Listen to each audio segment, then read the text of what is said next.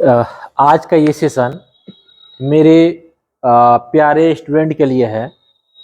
वो तालिबे इल्म जो सीटेट क्वालिफाई हो चुके हैं या जो इस बार सीटेट क्वालिफाई होने वाले हैं, तो उनके लिए है। इस सेशन में हम कुछ बात करेंगे मोटा मोटी। वो बात करेंगे आपका सीटेट का आंसर की को लेकर के कि इसमें क्या चांस है मार्क्स बढ़ने का, कैसे आपका इस आंसर की से मार्क्स बढ़ सकता है। एक तो बात ये करेंगे। दूसरा बात करेंगे आपको टीआरई 4.0 के लिए जो अगस्त में जिसकी एग्जाम होना है उनके लिए, उनके विषय में बात करेंगे। और तीसरा बात करेंगे सीटेट का नया बैच के बारे में। ठीक है, तो ये मेन टॉपिक है जिसमें बात करेंगे। तो सबसे पहले ये कह रहे हैं कि जिनका एग्जाम हो गया है और जिसका एग्जाम अभी मतलब कि जिनका रिजल्ट अभी होने वाला है, तो वैसे स्टूडेंट में जिनका रिजल्ट होने वाला है वो काफी हताश है। अगर कुछ नंबर से छूट रहा है, एक दो नंबर से अगर मिस हो रहा है, तो वो काफी हताश है। तो वैसे स्टूडेंट को हताश होने की जरूरत नहीं है, क्योंकि आपका नंबर बढ़ सकता है। और आप जो चेक किए होंगे तो उस चेक करने में कुछ पॉइंट का आप ध्यान नहीं दिए होंगे। देखिए कैसे आपका मार्क्स बढ़ सकता है। तो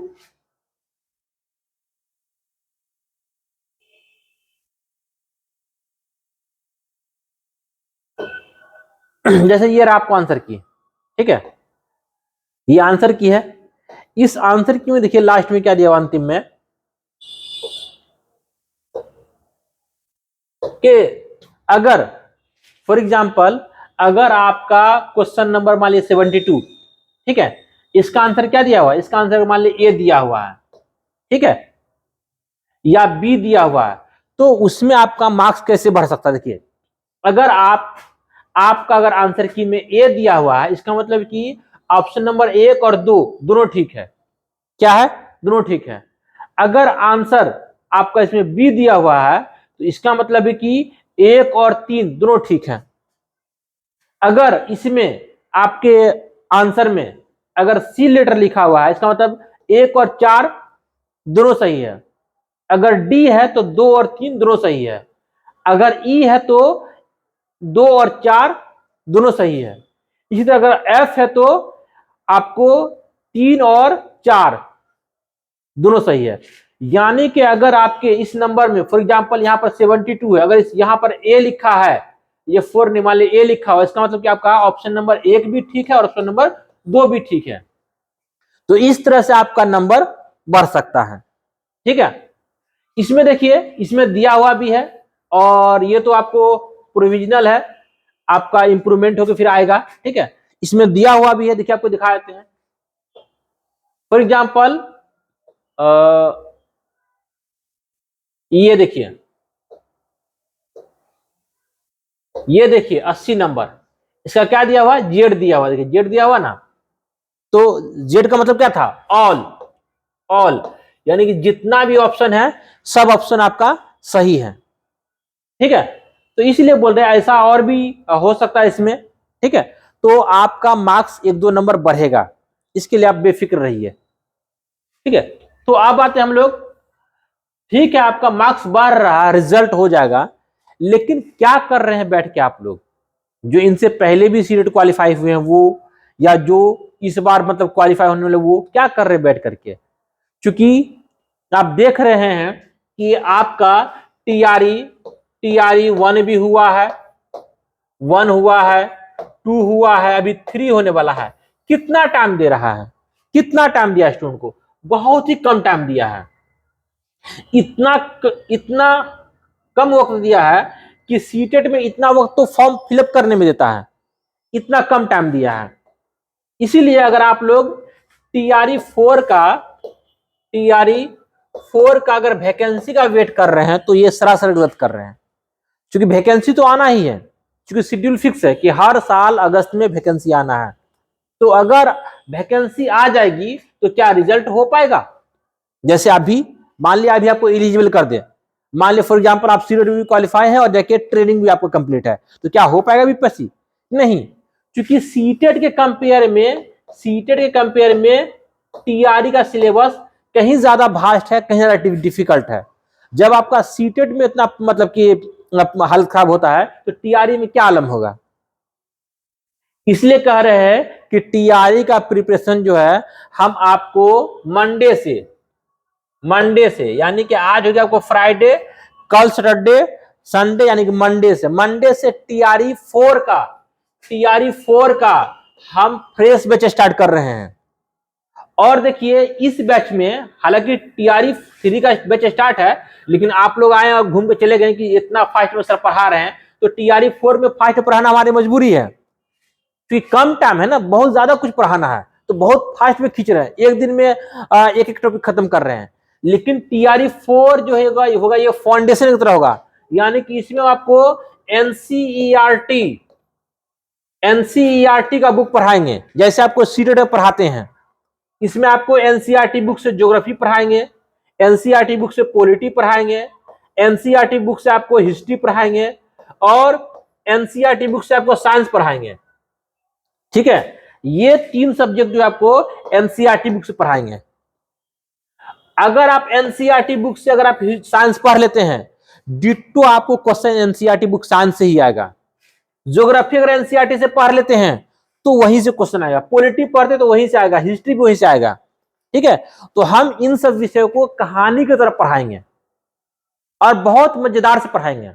आपको ये बहुत दिन तक याद रहेगा, ताउम्र याद रहेगा।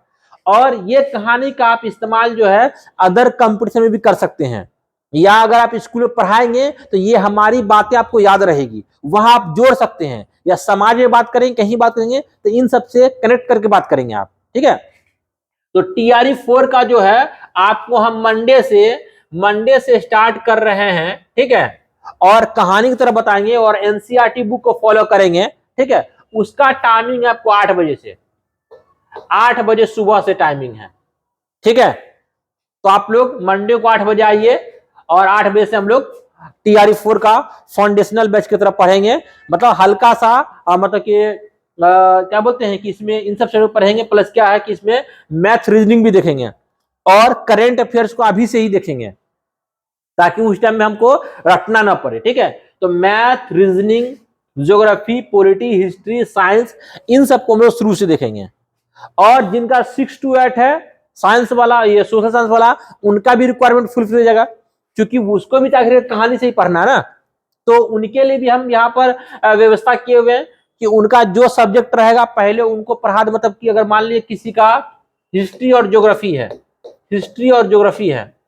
तो हम इसका जो सिलेबस ये टाइम शेड्यूल फिक्स करेंगे क्लास का, वो हिस्ट्री ज्योग्राफी पहले करेंगे ताकि आप हिस्ट्री ज्योग्राफी पढ़ करके आप चले जाएं और एक साइंस वाला बाद में अपना साइंस पढ़ता रहेगा, यानी कि 1 to 5 वाला वो कंटिन्यू बना रहेगा।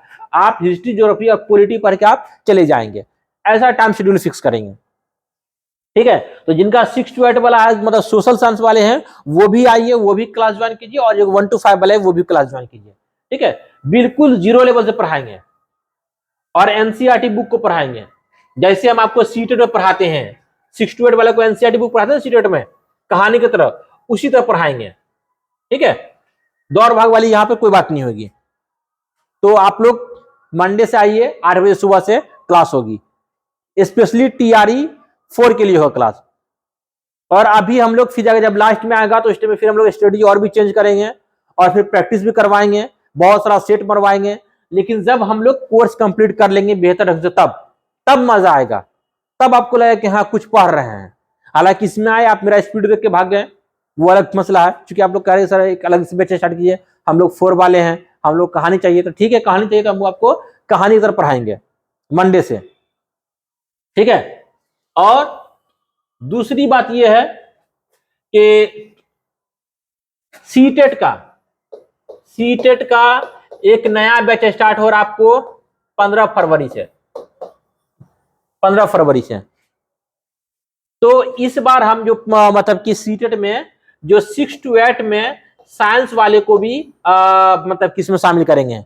पिछले बार 6 to 8 में मतलब पेपर 2 में खाली सोशल साइंस को पढ़ाए थे, लेकिन इस बार 6 to 8 में हम साइंस वाले को भी क्लास लेंगे क्योंकि हमारे पास में आप साइंस का टीचर अवेलेबल है। पिछली बार खाली मैथ का ही था, तो इसमें आप लोग पेपर 2 में जो साइंस वाले हैं, जो सोशल साइंस वाले हैं, वो लोग भी आइए। ठीक है, और स्पेशली सोशल साइंस वाले को और आना चाहिए क्योंकि अगर आप ना सीटेड का प्रिपरेशन अगर आप मतलब कि यहाँ क्लास में करते हैं तो समझिए कि बाय वन गेट वन है।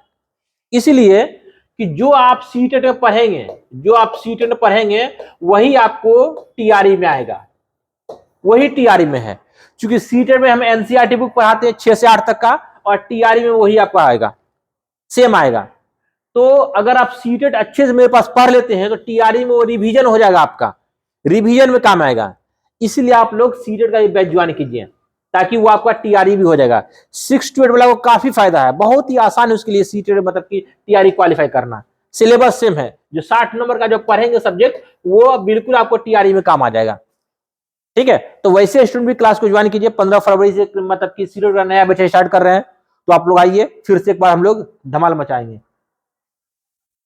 लेकिन फिर एक बार कहेंगे कि जो स्टूडेंट सीटेड क्वालिफाई करके बैठे हुए हैं घर में, वो सोच रहे कि वैकेंसी आएगी तो पढ़ेंगे या फिर मेरा डिग्री कंप्लीट होगा तो पढ़ेंगे, जो भी मसला है इन सबको भूल के प्रिपरेशन में लग जाइए।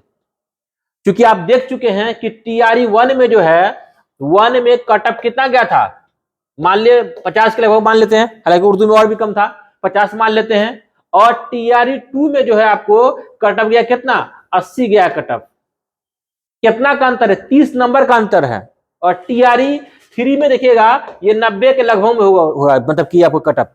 तो टीआरई 4 में भी लगभग इसी से 2-3 नंबर ज्यादा रहेगा, लेकिन कम नहीं होगा। तो देखिए 120 नंबर में से 120 नंबर में आपको कितना लेके आना पड़ रहा है, 120 नंबर में से आपको 90 नंबर लाना है। और बीपीएससी पीसीएस जो होता है जिससे अधिकारी बनता है, उसमें 150 में से कटअप कितना आता है, 90 जाता है। तो बोलिए कौन पास होना आसान है, किसका पीटी निकालना ज्यादा आसान है? बीपीएससी जो पीसीएस है उसका पीटी निकालना आसान है, लेकिन टीआरई जो है टीआरई निकालना टफ है, क्योंकि 120 में से आपको 90 लाना है, यहाँ 150 में से 90 लाना है। तो इन सब बातों के ख्याल में रखिए आप लोग। और कुछ लोग घूम फिर रहे हैं वो सब बंद कीजिए। ये आपके लिए यानी कि बहुत ही गोल्डन अपॉर्चुनिटी है। सैलरी भी कितना अच्छा खासा है, आप क्लर्क बनिए किसी में भी तो आपको 25,000 से शुरू होगा, ठीक है सैलरी। और क्या है, पूरा जिंदगी कंप्यूटर बैठे रहना, पूरा जिंदगी वही काम करना है, यानी कि ड्यूटी के बीच में 1 मिनट की फुर्सत नहीं है। लेकिन ये टीचर वाली इतना बेहतर जॉब है, इतना बेहतर जॉब है, सैलरी भी अच्छा खासा है, दिल जिंदा रहता है इसमें जी। और हर हर रोज नया कुछ सीखने को मिलेगा, और हर साल आपके बच्चे चेंज होंगे, हर साल नया बच्चा आएगा। इसमें क्या है कि जॉब में वही ऑफिस है, वही मतलब पेपर है, और मतलब इतनी बोरियत वाली जिंदगी हो जाती है। वही लोग जब मतलब रिटायर होते हैं तो बहुत ज्यादा मतलब कि खरूश टाइप के आदमी बन जाते हैं, क्योंकि वो पूरी जिंदगी उस चीज को झेलते हैं। तो बहुत बेहतर बेहतर अपॉर्चुनिटी है ये मतलब बिहार में।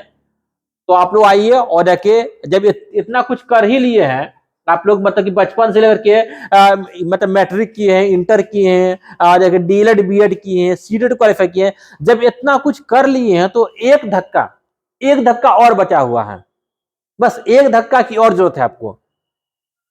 तो बैठ के टाइम पास मत कीजिए, टाइम मत गंवाइए। हम बार बार कह रहे हैं आप लोग को, आप लोग आइए। कुछ लोग इस कंफ्यूजन में भी है या इस में भी कि हम सेल परसेंट करेंगे।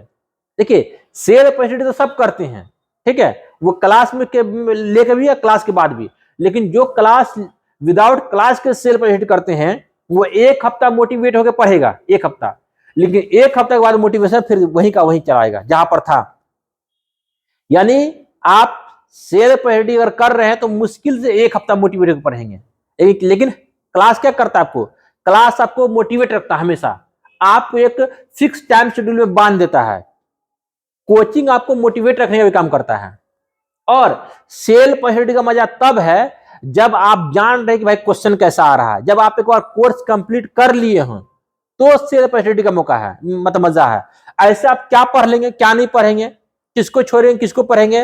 अगर आप एक बार कोर्स कर लेते हैं तो आपको समझ में आ जाएगा भाई यूट्यूब में कौन कंटेंट सही कौन कंटेंट गलत है। तो ये भी आप में एक मतलब कि तर्क, आपको एक मतलब कि आइडिया मिल जाएगा। तो सेल परसेंट में ये बात है, ठीक है। तो क्लास आइए, क्लास ज्वाइन कीजिए, ठीक है। और भी जो बातें होंगी वो आपको हम आगे मतलब कि यूट्यूब के माध्यम से बता देंगे, ठीक है। ओके।